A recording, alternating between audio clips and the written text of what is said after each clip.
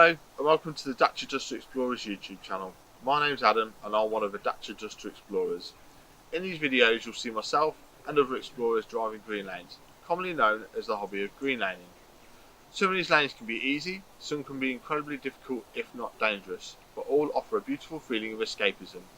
If you have any doubt about the green lane you're driving, get out and walk the lane first, making a mental note of places to turn around if needed and thinking about strategies to overcome difficult sections, because reversing after a failed attempt to get along the lane can be incredibly difficult and very risky.